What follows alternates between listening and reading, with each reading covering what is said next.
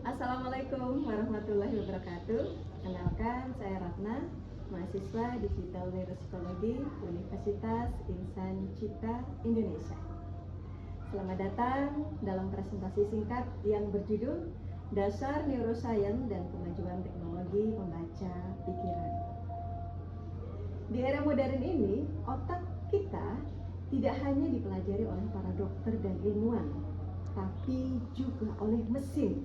Nah, tentu banyak dari kita yang penasaran bagaimana teknologi bisa membaca atau memahami pikiran, bahkan perasaan, bahkan niat kita langsung dari aktivitas otak kita. Menjelajahi inovasi terkini dalam teknologi brain computer interface dan dampaknya terhadap kesehatan dan etika. Dan pada kesempatan kali ini, Ratna akan membahas beberapa informasi terkait brain computer interface ini. Kemajuan dalam teknologi otak dan komputer atau brain computer interface telah membuka kemungkinan baru bagi interaksi manusia dengan mesin. Teknologi ini memungkinkan mesin tidak hanya membaca pikiran kita, tetapi juga menginterpretasikan sinyal otak untuk berbagai aplikasi dari medis hingga psikologis. Namun demikian, tantangan etis dan praktis masih menjadi pertimbangan penting. Teknologi brain computer interface telah berkembang pesat, memungkinkan mesin untuk membaca dan menginterpretasikan sinyal otak secara lebih akurat. Kemajuan ini mencakup algoritma yang lebih canggih dan perangkat keras yang lebih sensitif, yang semuanya berkontribusi pada peningkatan kemampuan mesin dalam mendekode pikiran manusia. Mesin brain computer interface kini mampu mendekode sinyal otak untuk memahami berbagai aspek pikiran manusia, termasuk ucapan dan gambar. Dengan menganalisis sinyal otak, mesin ini dapat memberikan wawasan yang lebih mendalam mengenai proses kognitif dan emosional individu. Perangkat brain computer interface ini digambarkan bisa mendeteksi sinyal kecemasan yang dihasilkan oleh amigdala.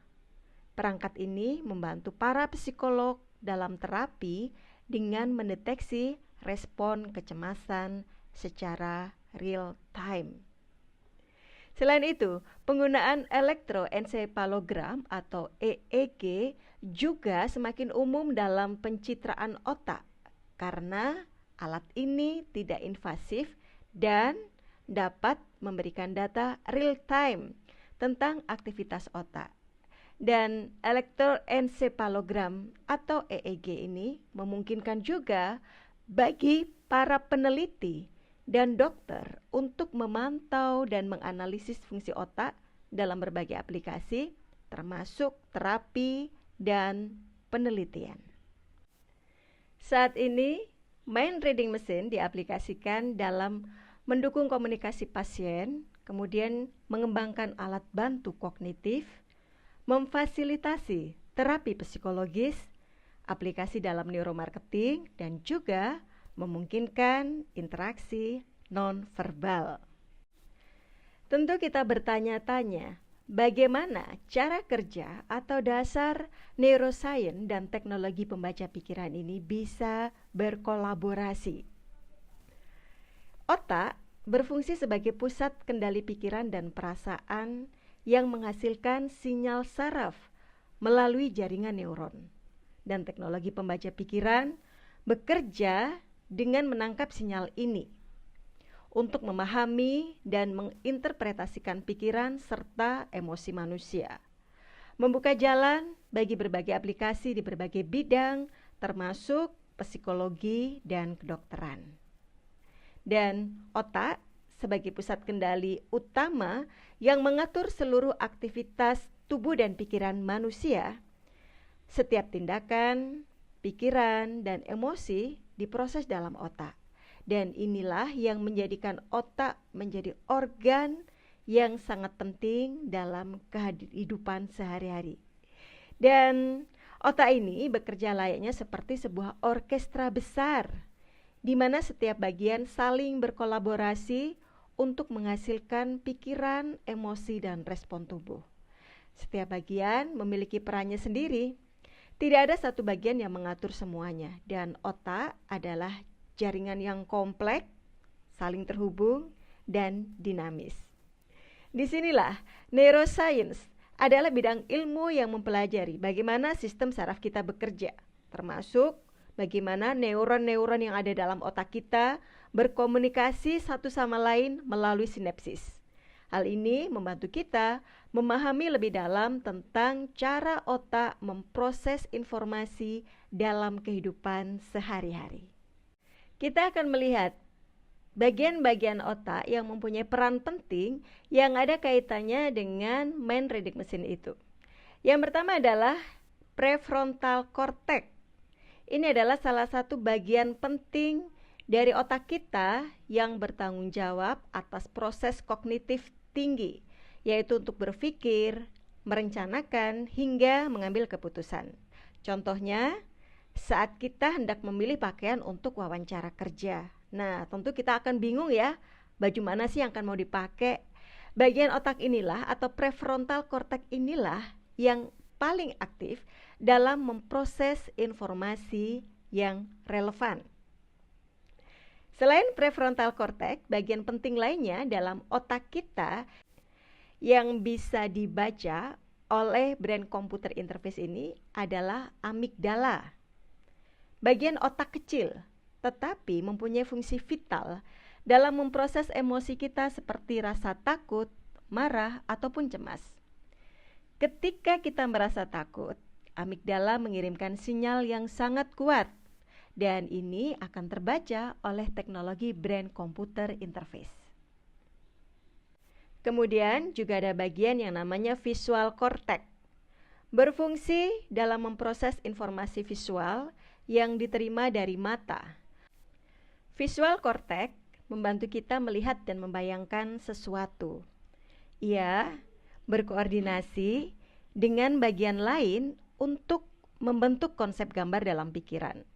Dengan adanya visual cortex, maka kita bisa membayangkan wajah teman atau tempat yang akan kita kunjungi.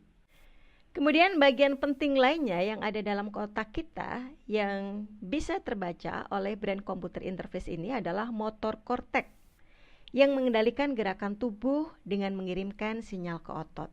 Seperti misalnya aktivitas berjalan, makan, ataupun tersenyum. Aktivitas motor korteks ini sangat penting dalam koordinasi gerakan yang presisi. Dan semua ini saling terhubung dalam sistem otak kita yang kompleks. Visual korteks ataupun motor korteks saling berkolaborasi. Ketika kita melihat objek, maka visual korteks memproses informasi tersebut. Lalu motor korteks mengatur bagaimana kita berinteraksi dengan objek tersebut. Apakah kita mengambilnya, menghindarinya, atau melihatnya lebih dekat. Dan kita pasti bertanya, bagaimana otak menghasilkan sinyal yang bisa dibaca oleh mesin?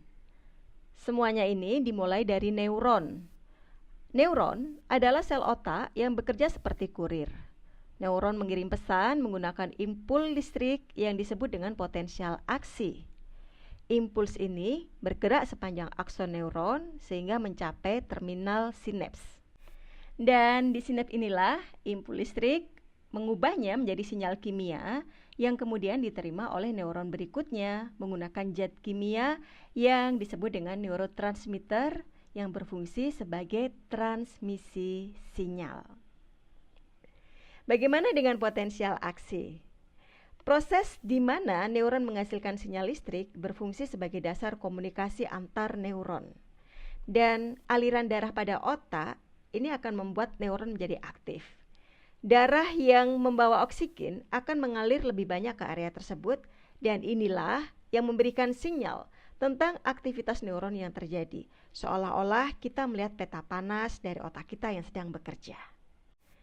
Dari aktivitas aliran darah yang ada di otak yang membuat neuron menjadi aktif, nah hal inilah yang akhirnya bisa terbaca oleh elektroencephalograf ataupun juga oleh fMRI, fungsional mesin resonance. EEG atau elektroencephalograf ini adalah teknik merekam sinyal listrik yang dihasilkan oleh aktivitas neuron di permukaan otak. Alat ini biasanya dipasangkan dengan menggunakan elektroda ditempelkan di kulit kepala kita untuk menangkap gelombang listrik secara real time. EEG inilah yang sangat cepat dalam merekam perubahan sehingga dapat memberikan gambaran langsung ya tentang pola aktivitas otak saat seseorang sedang berpikir atau merasakan sesuatu.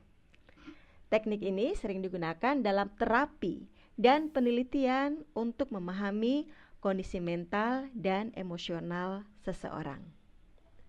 Begitu juga dengan fMRI, Functional Machine Resonance Imaging. Ini adalah mempunyai fungsi memetakan aktivitas melalui aliran darah yang ada dalam otak kita. fMRI ini adalah teknologi pencitraan yang digunakan untuk memetakan area otak yang aktif dengan memantau aliran darah dan kadar oksigen. Ketika bagian tertentu dari otak aktif, maka ia membutuhkan lebih banyak oksigen yang tercermin dalam aliran darah otak kita. Dan fMRI ini memberikan gambaran yang lebih mendalam dan lebih detail lagi tentang aktivitas otak kita. Walaupun proses kerjanya agak sedikit terlambat ya dibandingkan dengan EEG karena perubahan aliran darah terjadi setelah aktivitas neuron. Dan pencitraan dari fMRI ini berguna dalam penelitian untuk memahami fungsi otak yang lebih kompleks lagi. Elektroencephalograf dan fMRI ini berfungsi sebagai alat bantu objektif dalam mengamati pola aktivitas otak yang berkaitan dengan emosi dan gangguan psikologis. Dengan kemampuan dua alat ini mampu untuk menangkap sinyal listrik dan aliran darah. Kedua teknologi ini bisa memungkinkan para psikolog untuk mendapatkan wawasan mendalam tentang kondisi emosional dan mental pasien yang mendukung pengembangan terapi yang lebih efektif. Nah, tentu kita bertanya-tanya ya, bagaimana sih sebetulnya cara kerja mind reading mesin ini? Mekanisme dasarnya dalam teknologi pembaca pikiran yang menghubungkan otak dengan mesin melalui akuisisi sinyal otak, di mana aktivitas otak yang menghasilkan sinyal saat neuron aktif ditangkap oleh teknologi. Dan pemrosesan data atau sinyal yang ditangkap ini perlu diproses untuk menghilangkan noise dan mengekstraksi informasi penting. Hasilnya adalah interpretasi sinyal otak yang menginterpretasikan data yang telah diproses menjadi pola yang dapat dipahami dan digunakan. Nah, disinilah AI juga berperan dalam machine learning. AI sebagai penerjemah sinyal otak.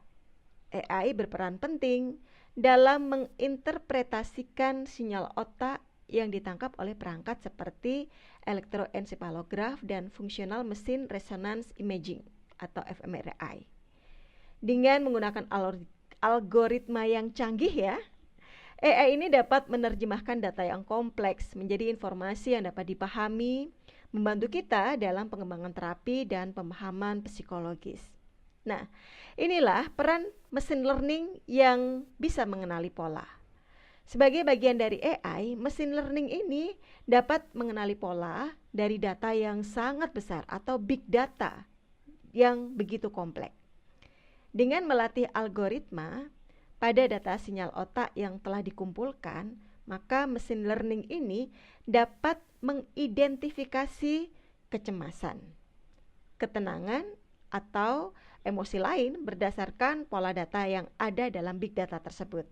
Nah, deep learning inilah yang nantinya mempunyai tugas menangani pola data yang rumit. Deep learning ini adalah bagian cabang dari machine learning ya, menggunakan jaringan saraf tiruan untuk memproses data yang sangat rumit.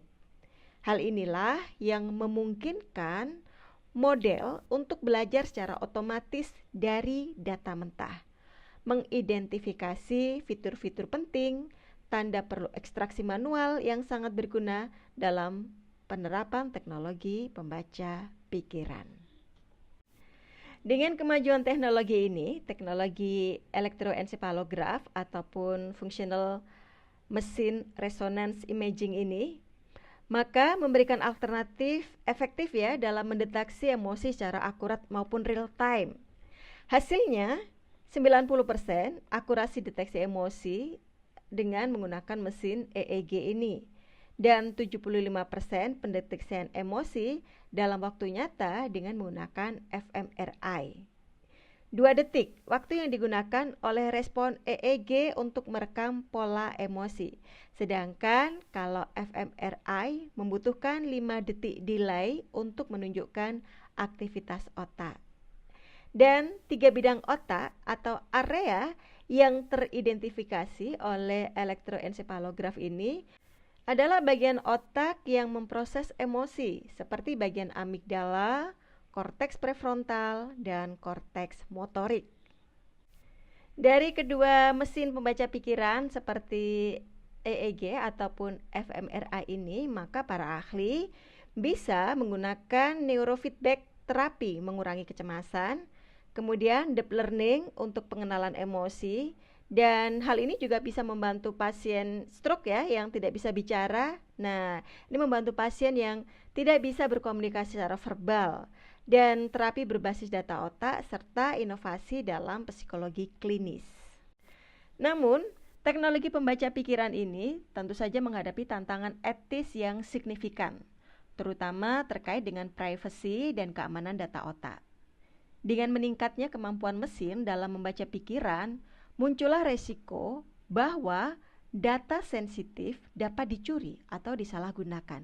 Hal inilah yang menimbulkan kebutuhan mendesak untuk segera diterbitkannya regulasi yang ketat, agar penggunaan dari brain computer interface ini tidak disalahgunakan oleh oknum yang tidak bertanggung jawab tentunya.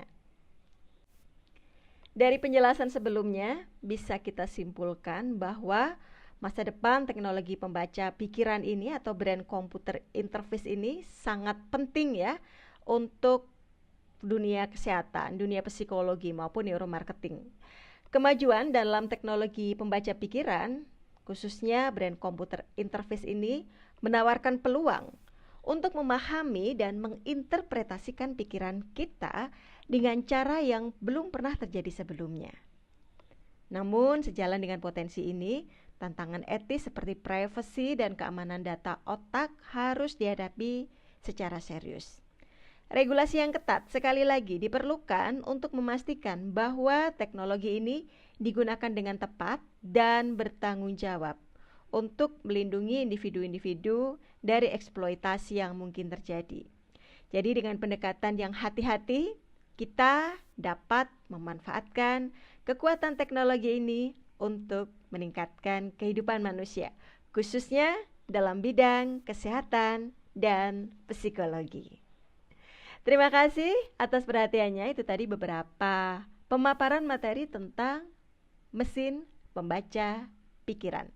Wassalamualaikum warahmatullahi wabarakatuh.